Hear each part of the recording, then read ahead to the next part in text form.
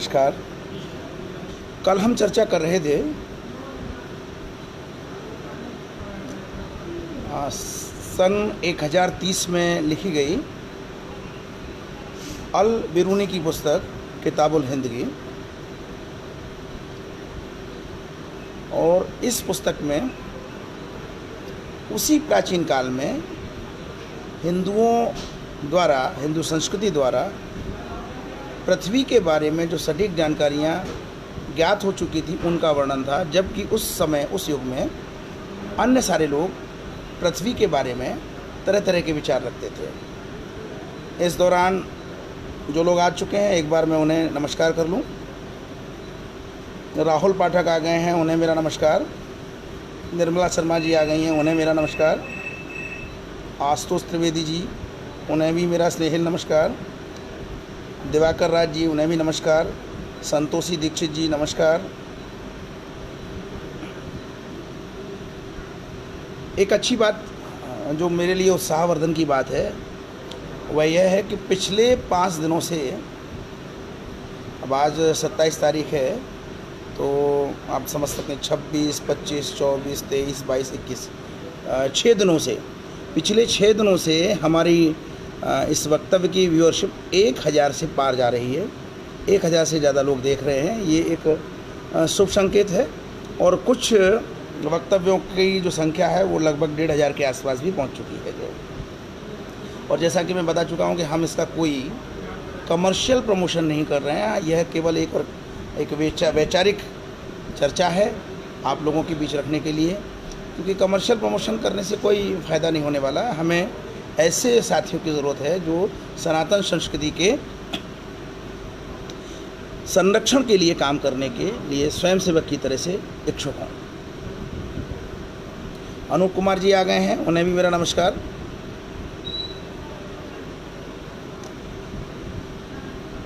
आजकल social media पर सबसे बड़ी जो समस्या आ रही है वह आ रही है नव बौद्धों द्वारा सनातन संस्कृति के प्रति कटुतापूर्ण पोस्ट डालते रहना। और ये पोस्ट इतनी कटुतापूर्ण होती हैं कि ऐसा लगता है कि कहीं सामाजिक विद्वेष पता नहीं कहाँ ले जाकर हमारी इस भारतीय संस्कृति को पहुंचाएगा। बहुत ही अप्रिय स्थितियां बनती हैं।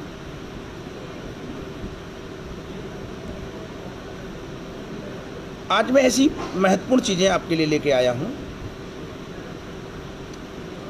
जो इन फर्जी नवबौद्धों की पोल खोलने का कार्य करेंगे।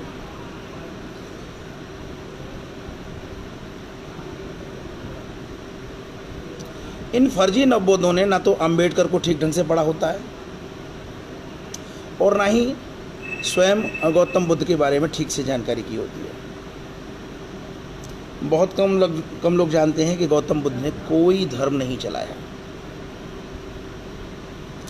गौतम बुद्ध ने केवल जो भारतीय संस्कृति है, सनातन संस्कृति है, उसके निष्कर्षण के लिए एक संघ की स्थापना की थी। और गौतम बुद्ध के लिए धर्म का तात्पर्य वही धर्म था जो सनातन संस्कृति में कल्याणकारी कार्यों के लिए जाना जाता है। ये धर्म पे चलो। अब धर्म पे चलो का मतलब हिंदू धर्म को स्वीकार करो ये नहीं होता।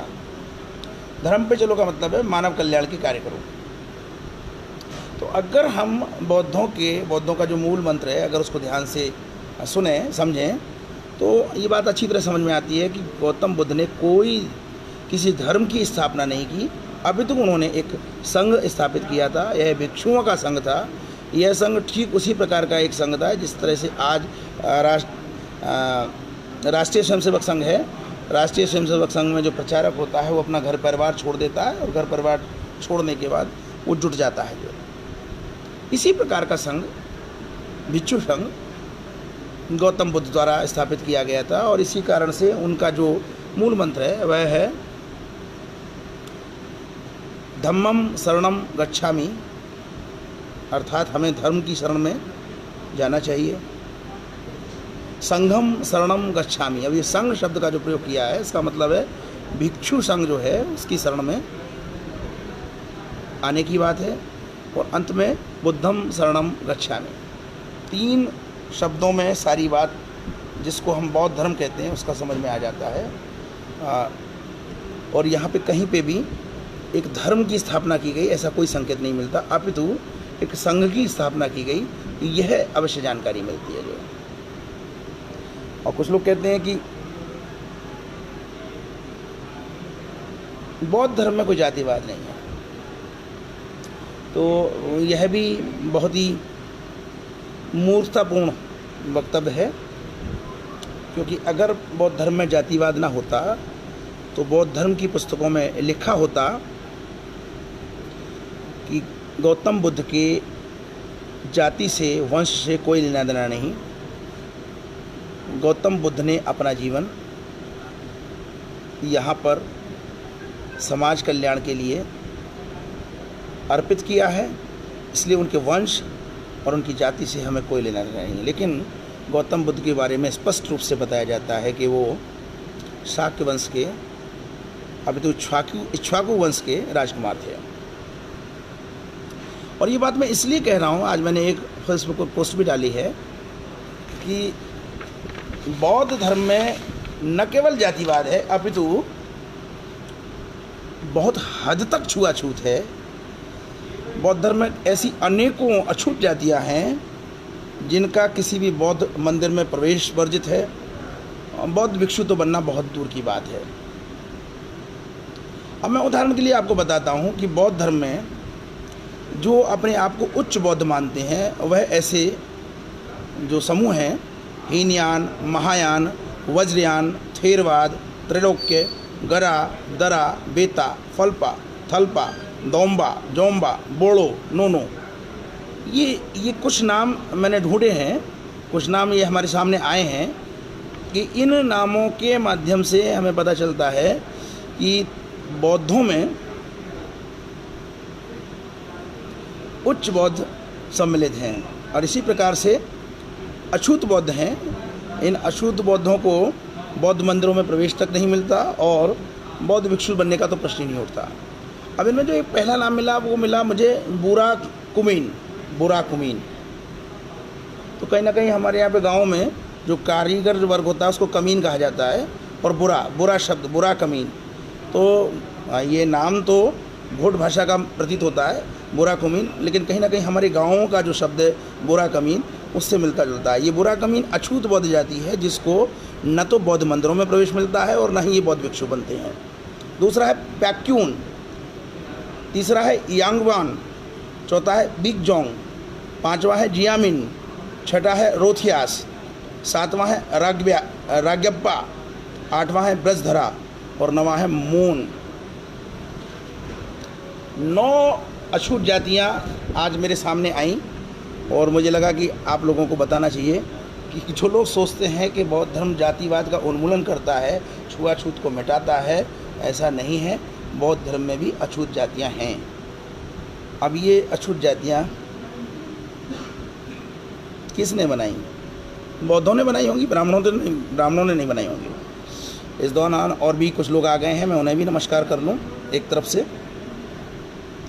अनूप कुमार जी आ गए हैं, उन्हें मेरा नमस्कार। मेरे साथी संदीप कुमार दास हैं, उन्हें नमस्कार। उमेश यादव जी को नमस्कार। हरीश शंकर गुप्ता जी को मेरा नमस्कार।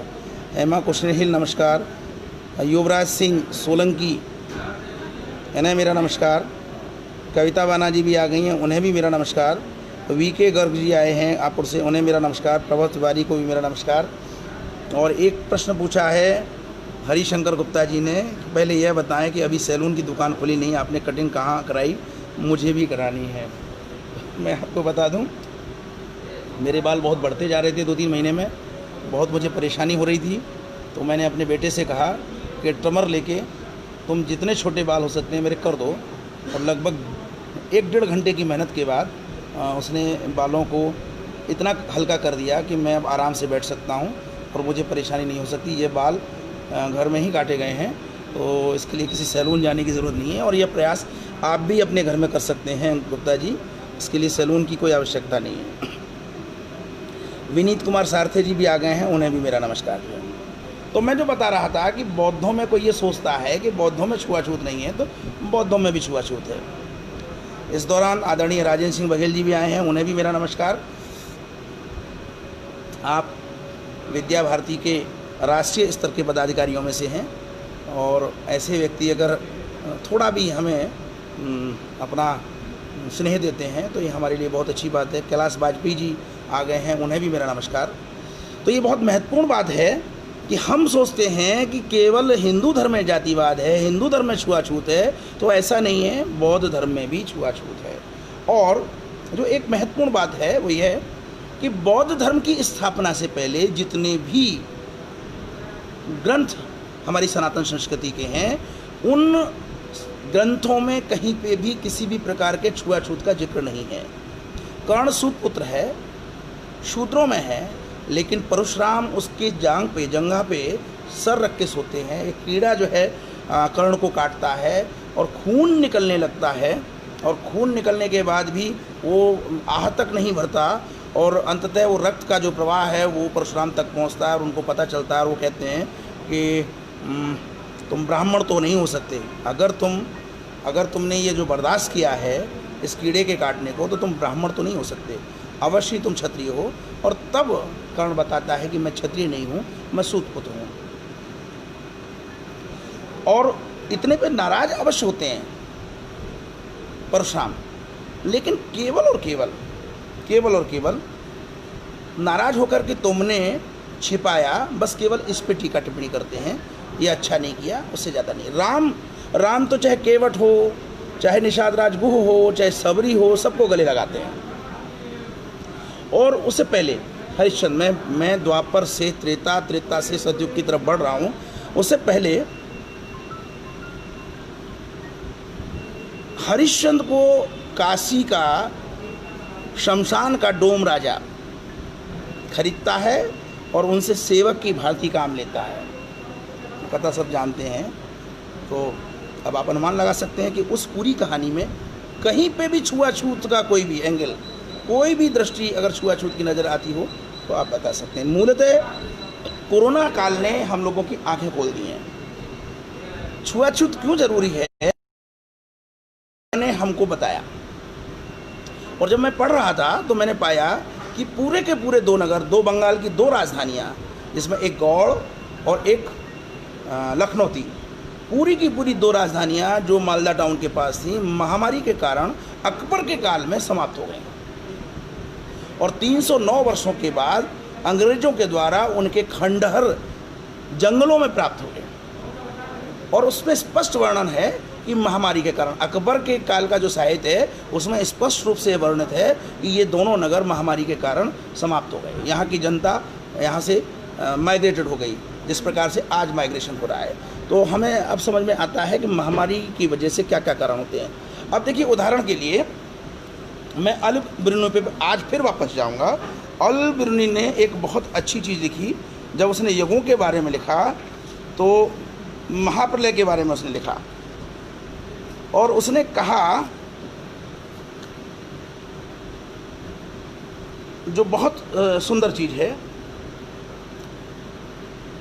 वह ये है कि अंत में एक ऐसी स्थिति बनती है कि लोग समाप्त होने शुरू हो जाते हैं और केवल पहाड़ों की कंदराओं आदि में बसते हैं, और वे जो छिपे हुए पहाड़ों में बिखरे हुए कंदराओं में छिपे हुए लोग हैं अंत में एक होते हैं और प्रकृति का पुनः सृजन होता है। अब आप कल्पना कर लीजिए कि अगर कोरोना की वैक्सीन बनाने में मनुष्य सफल नहीं हो पाता है तो धीरे धीरे कोरोना क्या कहर बरसाएगा, 1 वर्ष, 2 वर्ष, 3 वर्ष, 4 वर्ष में अनुमान लगा लीजिए। और इस समय पे जो सुदूर पहाड़ों पे जो लोग हैं, मैं आंकड़े कल देख रहा था, तो मैं आंकड़े देख रहा था पूर्वोत्तर के जो राज्य हैं उनमें कोई कोरोना नहीं है। लक्षद्वीप में कोई कोरोना नहीं है, बहुत सारी जगहों पे कोई कोरोना नहीं है। तो जहाँ जीरो है वो कौन से क्षेत्र हैं? दुर्गम क्षेत्रों में कोरोना नहीं पहुँच रहा है, तो निश्चित रूप से वो लोग बचेंगे। और जहाँ कोरोना की मार व्यापक होगी, अगर कोई वैक्सीन नहीं निकलती है तो कितना बड़ा जनसंहार होगा ये आप अमेरिका के उदाहरण से समझ सकते हैं, जहां 1 लाख से ज़्यादा लोग अब तक मारे जा चुके हैं। जो मात्र 3 महीने में 1 लाख से ज़्यादा लोग मारे जा चुके हैं। जो ये जो महामारियां हैं, ये भारत में विदेशी आक्रांताओं के आने के बाद प्रारंभ हुई हैं। उससे पहले महामारियों का कोई इतिहास नहीं मिलता। और विदेशी आक्रांताओं का आने का संबंध कहीं ना कहीं बौद्ध धर्म से है। बौद्ध धर्म से पहले कोई विदेशी आक्रांता भारत में नहीं आया है, लेकिन बौद्ध धर्म की स्थापना के बाद विदेशी आक्रांताओं का प्रवेश शुरू हुआ है। तो कहीं ना कहीं हमने जब अपनी संस्कृति में परिष्करण के नाम पर अतिविकृति कर ली। परिष्करण एक अलग चीज़ होता है और अतिविकृति एक अलग चीज़ होती है।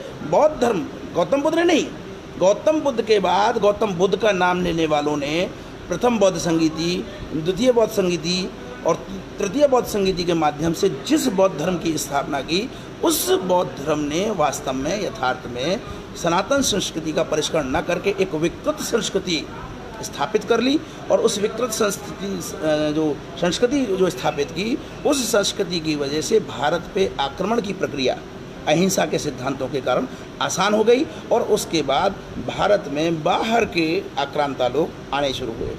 और इन्हीं आक्रांताओं के साथ, जैसे आज कहते हैं चीन के साथ, हम कहते हैं कोरोना बाहर से आया, चीन से आया, चीन के यात्रियों से आया, इटली से आया, इटली के यात्रियों से आया। जिस प्रकार हम आज कह रहे हैं कि विदेशियों के माध्यम से ये कोरोना का वायरस आया, ठीक उसी प्रकार से बौद्ध धर्म की स्थापना, गौतम बुद्ध नहीं, बौद्ध धर्म की स्थापना के बाद जब विदेशी आक्रांता भारत में आने शुरू हुए, तब भारत में महामारियों का दौर शुरू हुआ। और उसके बाद ये छुआछूत की प्रणाली विकसित हुई। और मज़े की बात ये है, ये छुआछूत की जो प्रणाली है, ये केवल सनातन संस्कृति हिंदू धर्म में नहीं है, अपितु बौद्ध धर्म में भी है। और मैं बौद्ध धर्म की जो ये जातियां हैं, मैं एक बार फिर 9 जातियां हैं जिनको अछूत माना जाता है, इन जातियों के नाम मैं एक बार फिर दोहराऊँगा।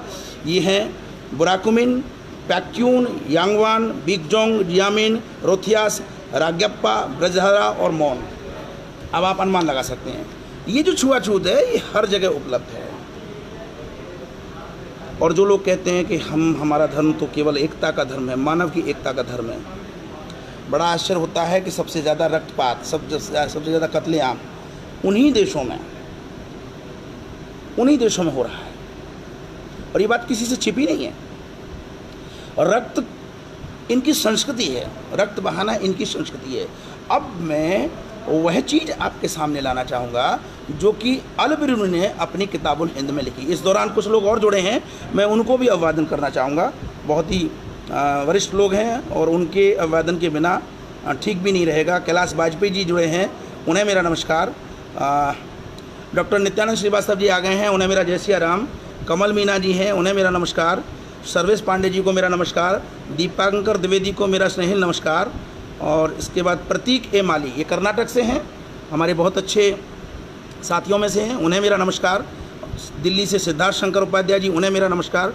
और मेरे गृह जनपद अलीगढ़ से विश्व प्रताप भारती, उन्हें भी मेरा नमस्कार। सभी लोगों को मेरा नमस्कार। मैं अपने इस वक्तव्य के माध्यम से यह सिद्ध करना चाहता हूँ कि छुआछूत का संबंध सनातन संस्कृति से नहीं, अपितु छुआछूत का संबंध महामारियों से है। और इन महामारियों का जो जिक्र है वो हमारे बौद्ध धर्म के बाद के जो साहित्य है उसमें विस्तार से इनका वर्णन है। इसके हम जो है अंशों का एक लेखा जोखा आपके सामने ला सकते हैं। अब मैं कुछ और चीज़ें आपको बताना चाहूँगा कलयुग के बारे में, जो अल बिरूनी ने एक जो जिक्र किया है अपनी किताबुल हिंद पुस्तक में, उसके बारे में। बड़े आश्चर्य की बात है, बहुत सारे लोग जो लिख रहे हैं वो ये लिख रहे हैं कि ब्रिटिश काल में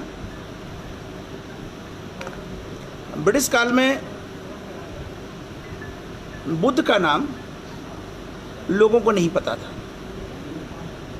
क्योंकि पुष्यमित्र सुंग और शंकराचार्य, ये 2 नाम बौद्धों के खलनायकों के रूप में जोड़े जाते हैं। पुष्यमित्र सुंग और शंकराचार्यों के अभियानों ने बौद्ध धर्म के धार्मिक स्थल नष्ट कर दिए और बौद्ध धर्म के लोगों का कत्लेआम किया। बड़ा आश्चर्य का विषय है कि ऐसे लोग जब इस तरह की बातें करते हैं तो अपने दिमाग पे कौन सा ताला लगा लेते हैं ये समझ में नहीं आता। पुष्यमित्र संघ का जो काल है वह सब जानते हैं कि वो ईसवी सदी से पहले का है। अशोक के प्रपौत्र का वो वध करता है और ये ईसवी की ईसा की शुरुआत है, ईसवी सदी की शुरुआत है, उससे पहले का है। और ईसवी सदी के बाद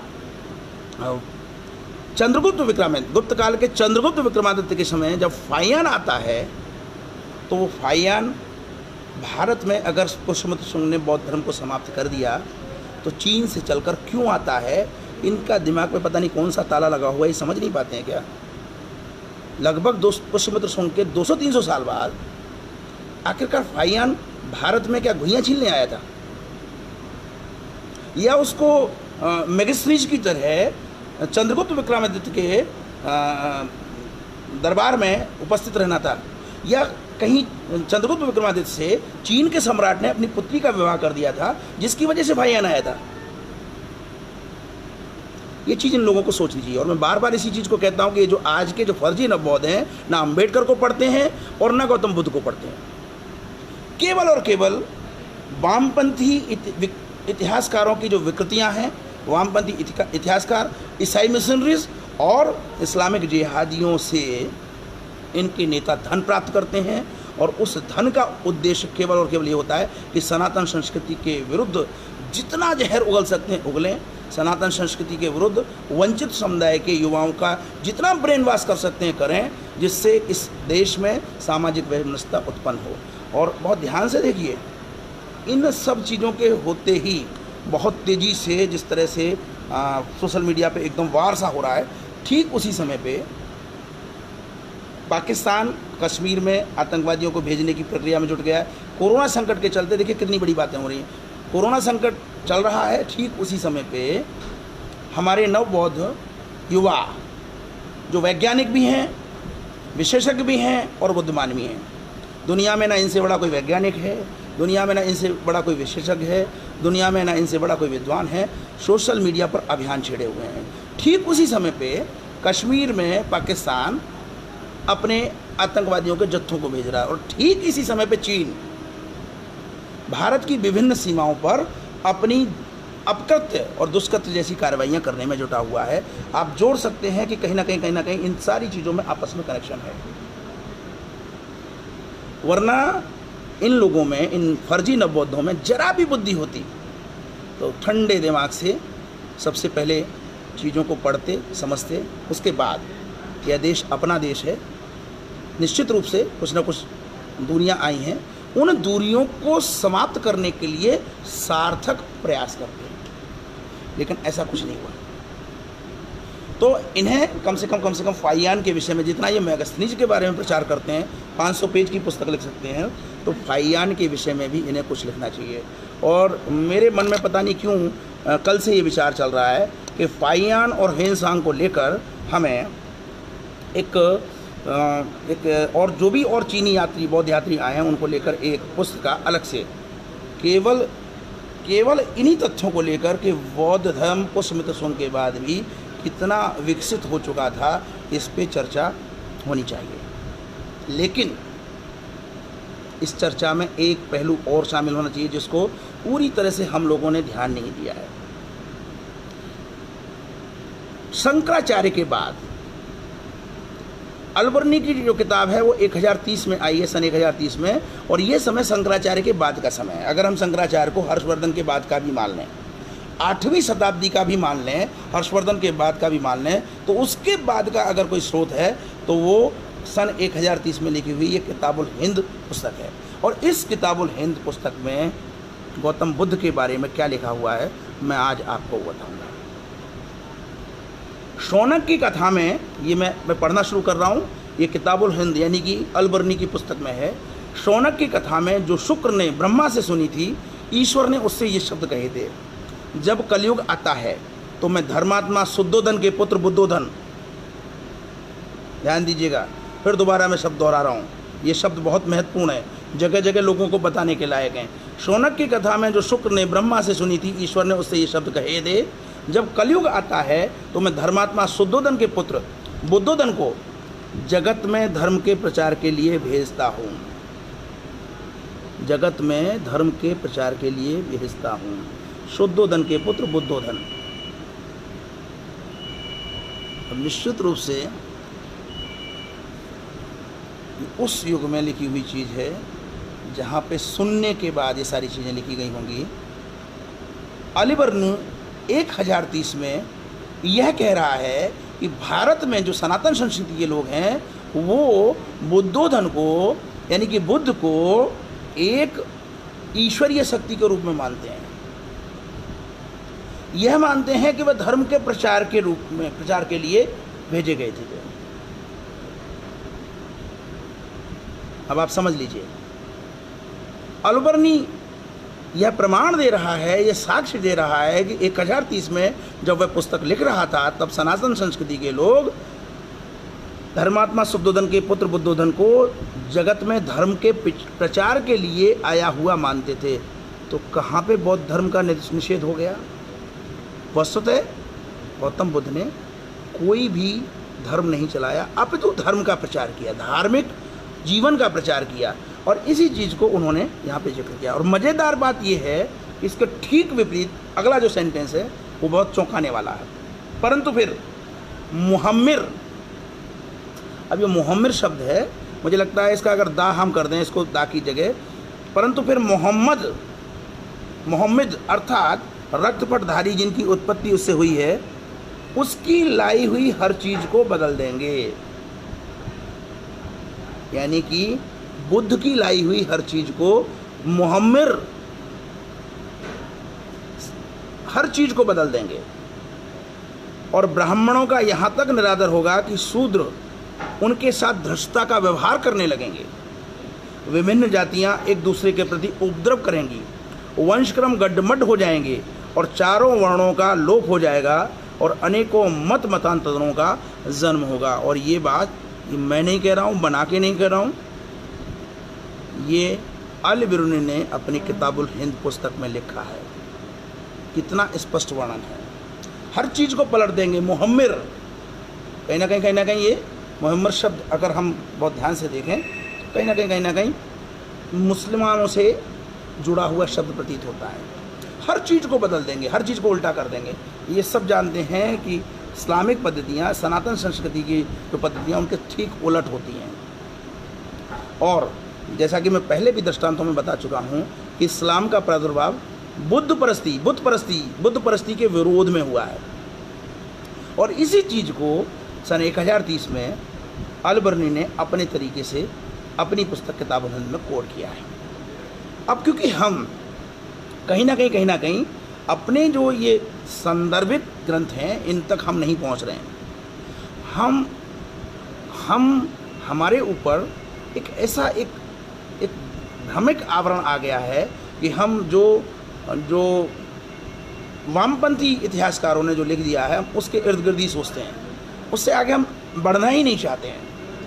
अगर हम उससे आगे बढ़ के उन किताबों के अंदर तक जाके लगातार पढ़ें और चीज़ों को ढूंढ के लाएं और उनको आज के संदर्भों से जोड़ें।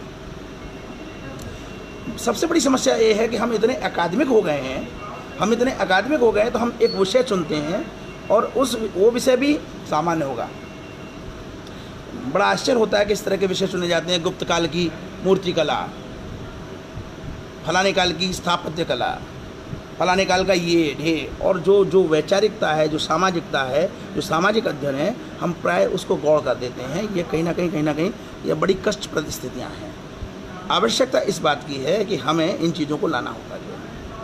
और विशेष रूप से मुझे लगता है कि एक बार फिर आज़ादी से पहले जिस प्रकार से खंड काव्य की परंपरा थी, खंड काव्य, छोटे छोटे खंड काव्य फिर आने चाहिए, विभिन्न महापुरुषों पे फिर आने चाहिए।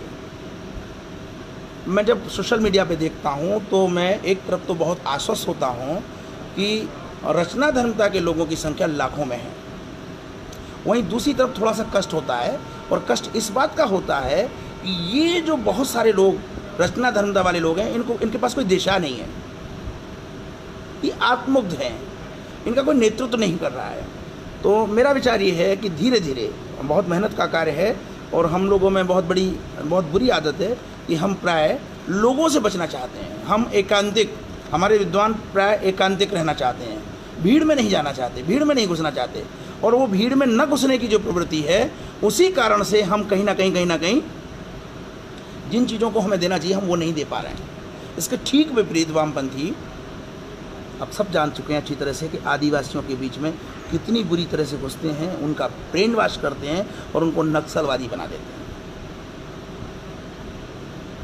एक तरफ ऐसी वर्ग नवबौद्ध बन रहा है, उनकी ब्रेन वॉशिंग साहित्यकार कर रहे हैं, वो दलित साहित्य वाले। वामपंथी साहित्यकार हमारे आदिवासियों की ब्रेन वॉशिंग कर रहे हैं, ईसाई मिशनरीज अपने काम में लगी हुई हैं। और दूसरी तरफ सनातन संस्कृति से जुड़े हुए जो हमारे विद्वान हैं, वो बहुत ज़्यादा अकादमिक हो गए हैं। वह सामाजिक विषयों को प्राय छूना नहीं चाहते हैं। ये बड़ा दुखद है, बड़ा कष्टप्रद है। लेकिन मुझे जो लगता है कि हमें बहुत सारे अच्छे प्रोफेसर्स हैं, वो आ रहे हैं, लेकिन इसके अतिरिक्त हमें प्राध्यापकों के भरोसे रहने की आवश्यकता नहीं है।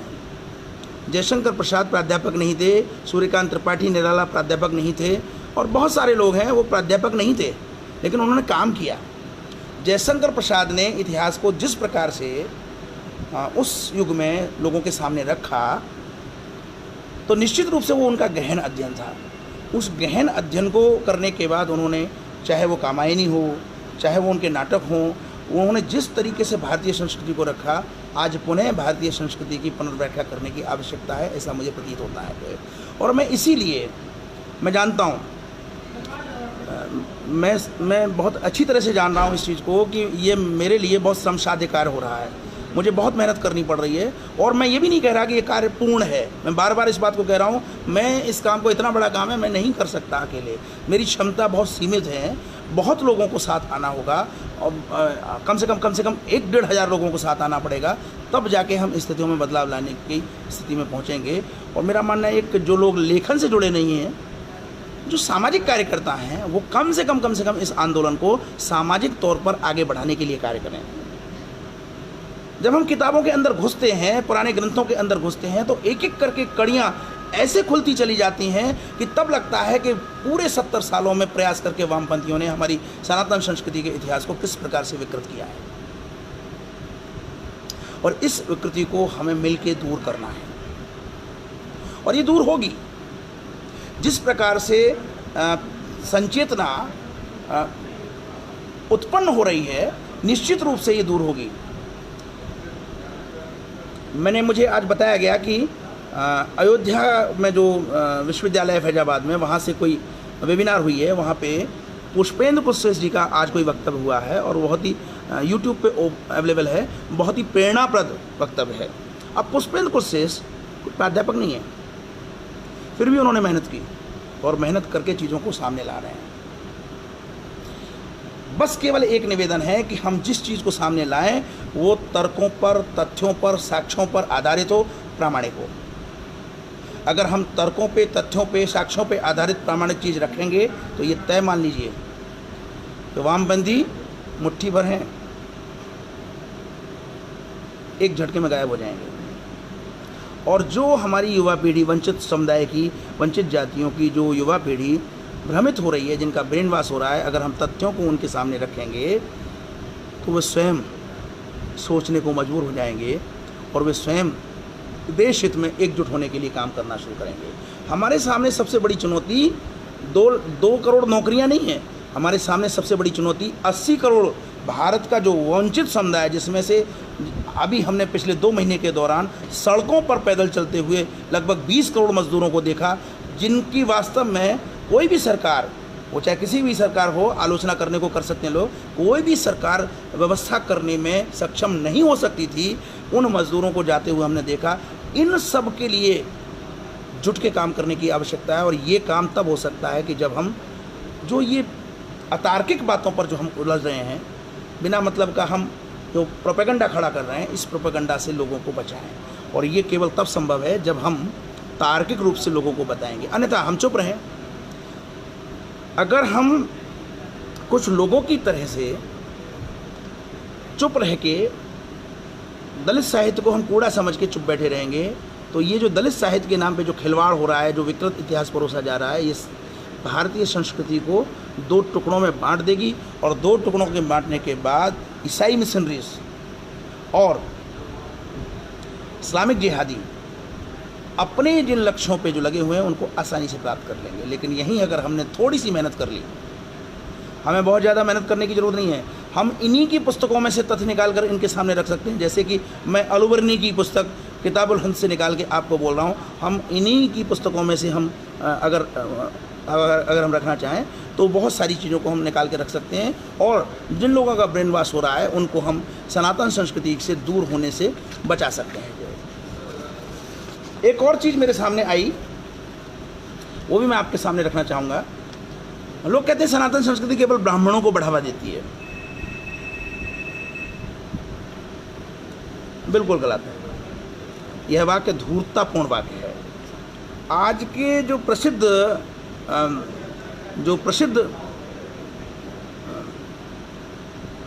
जो सांस्कृतिक व्यक्तित्व हैं, अगर उनकी जातियों के विषय में आपको बताऊंगा तो चौंक जाएंगे। एक पोस्ट मेरे पास आई है, इसमें कुछ संत महात्माओं की जाति के विषय में वर्णन है। वैसे तो कबीरदास ने मध्यकाल में ही कह दिया था, जात न पूछो साध की, पूछ लीजिए ज्ञान, मोल करो तलवार का, पड़ा रहन दो म्यान। तो यह बात कबीरदास पहले ही कह चुके थे कि जाति की कोई आवश्यकता नहीं है। लेकिन पता नहीं हम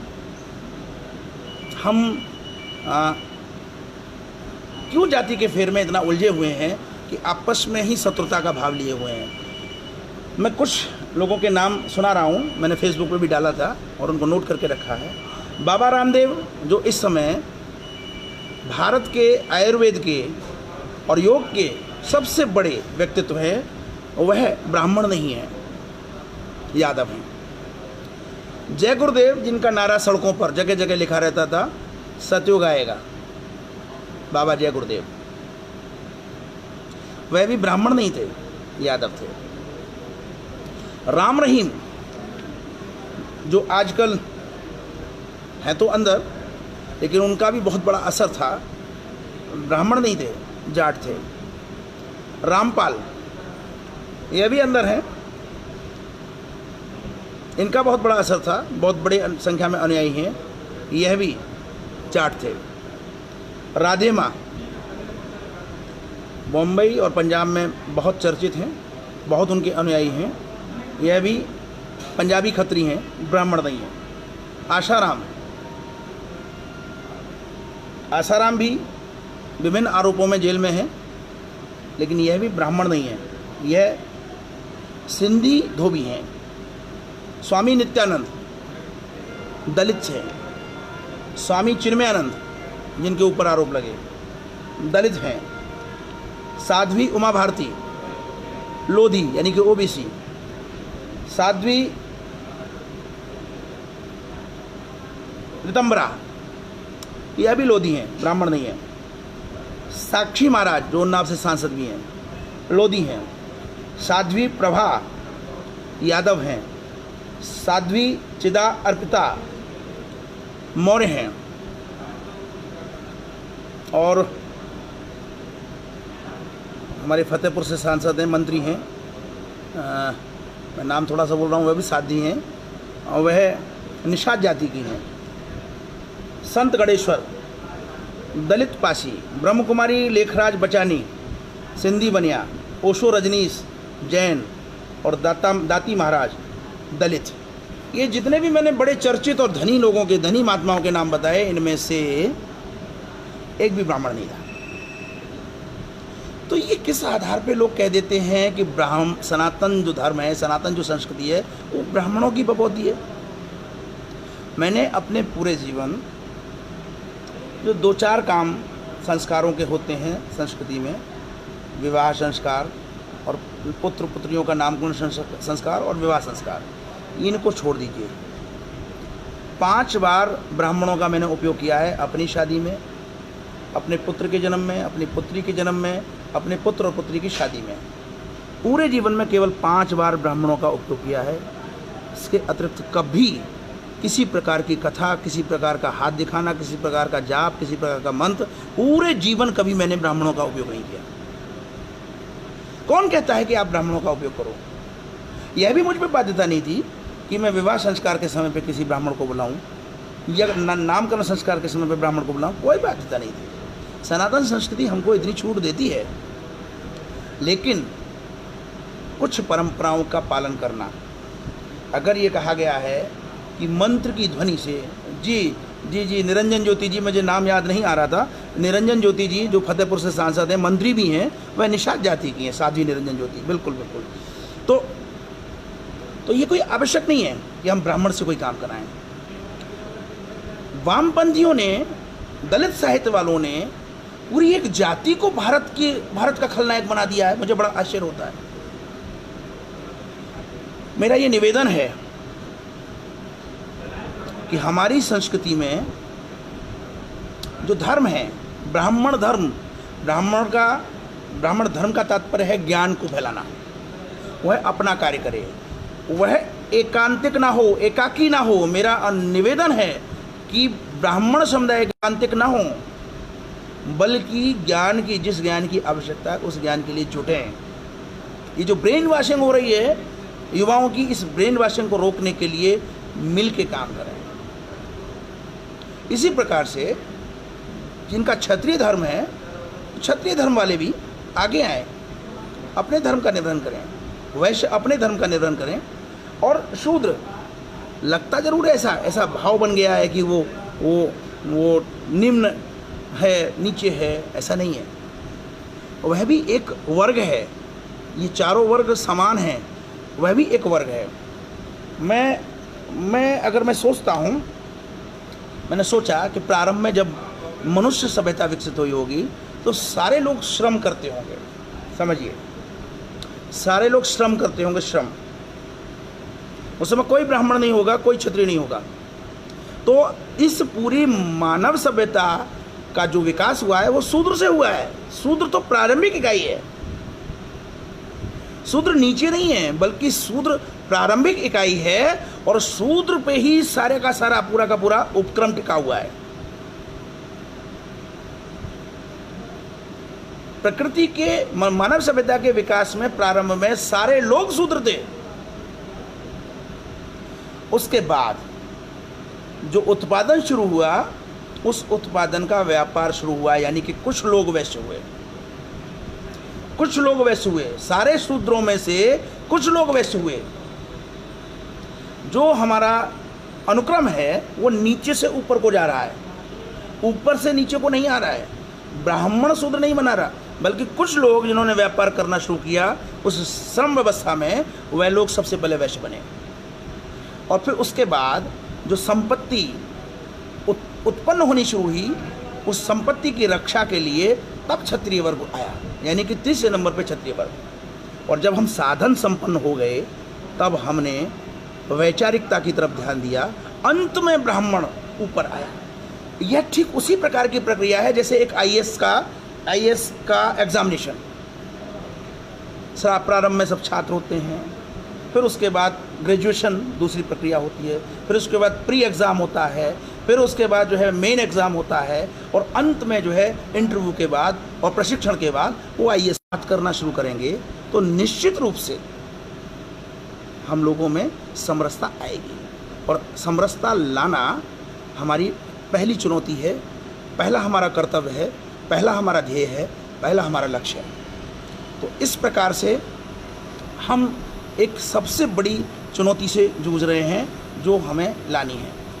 तो कुल मिलाकर हम देखते हैं कि किताबुल हिंद में अल-बरूनी ने इस प्रकार से बुद्ध का जिक्र किया है कि बुद्ध हिंदुओं के आराध्य थे, श्रद्धा के पात्र थे, आस्था के पात्र थे।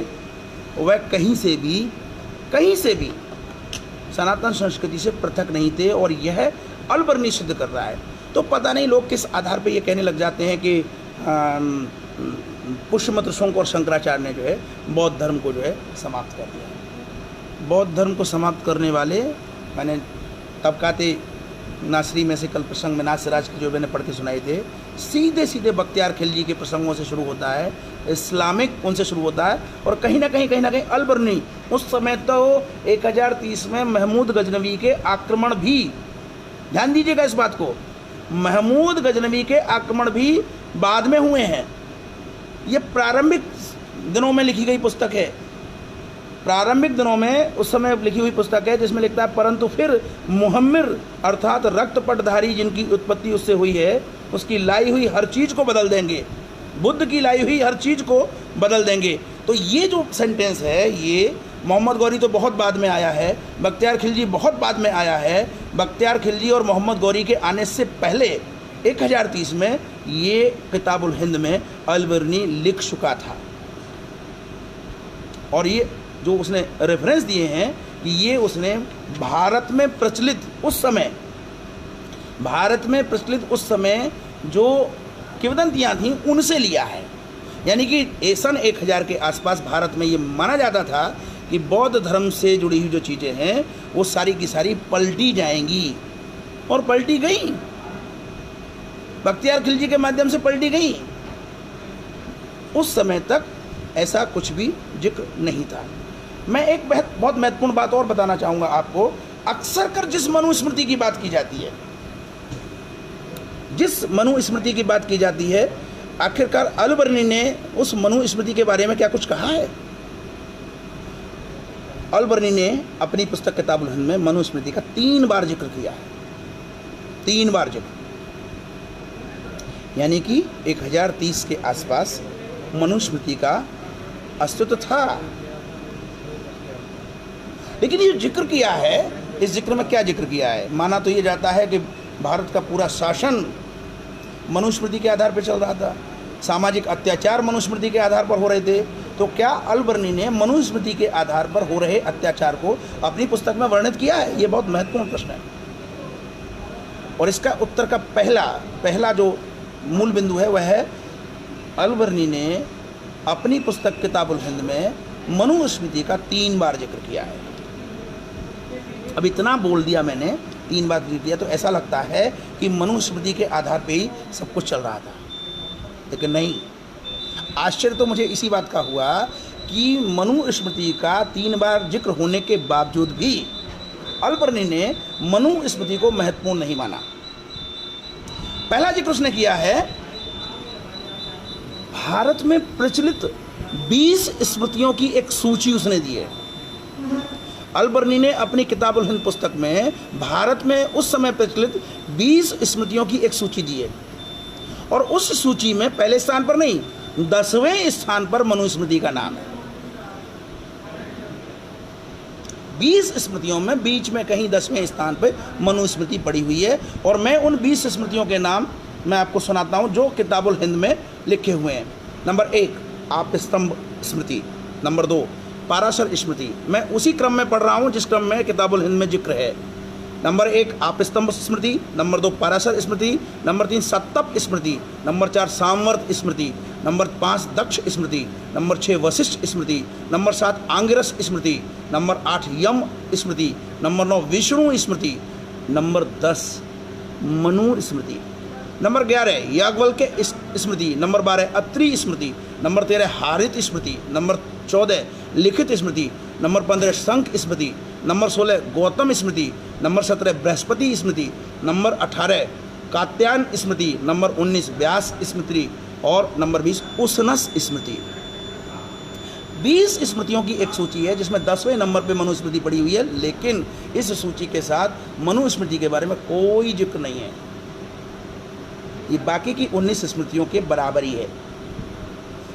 मैं बार बार कहता हूँ, अगर मनुस्मृति से इतनी नफरत है तो इसकी 7-8 लाख प्रतियाँ छपवाओ और हर गांव में जलाओ, सनातन संस्कृति पे कोई प्रभाव नहीं पड़ने वाला, क्योंकि मनुस्मृति एक ग्रंथ मात्र है, वह कोई संविधान नहीं है। मनुवाद मनुवाद मनुवाद, मनुस्मृति के शब्द नाम पे एक शब्द गढ़ लिया मनुवाद, तो भैया एक आपस्तंभवाद भी होना चाहिए, एक पाराशरवाद भी होना चाहिए, एक सत्तपवाद भी होना चाहिए, एक सामवर्तवाद भी होना चाहिए, एक दक्षवाद भी होना चाहिए, एक वशिष्ठवाद भी होना चाहिए, एक आंग्रसवाद भी होना चाहिए, एक यमवाद भी होना चाहिए, एक विष्णुवाद भी होना चाहिए। मनुवाद तब 10वें नंबर पे आएगा। फिर 11वें नंबर पे याज्ञवल्क्यवाद होना चाहिए, अत्रिवाद होना चाहिए, हारितवाद होना चाहिए, लिखितवाद होना चाहिए, संघवाद होना चाहिए, गौतमवाद होना चाहिए, बृहस्पतिवाद होना चाहिए, कात्यायनवाद होना चाहिए, व्यासवाद होना चाहिए और उष्णसवाद यानी 20वाद होने चाहिए। मनुवादी क्यों केवल? और मैं पहले जिक्र कर चुका था कि मनुस्मृति की पहली प्रति प्रकाशित हुई लगभग 1800 के बाद। मद्रास की एक लाइब्रेरी को एक गांव के व्यक्ति ने जब उसकी एक हस्तलिखित प्रति ला के दी, तब जाके उसका प्रकाशन हुआ। और उसके बाद उस मनुस्मृति को बहुत बड़ा ढकोसला बना लिया गया।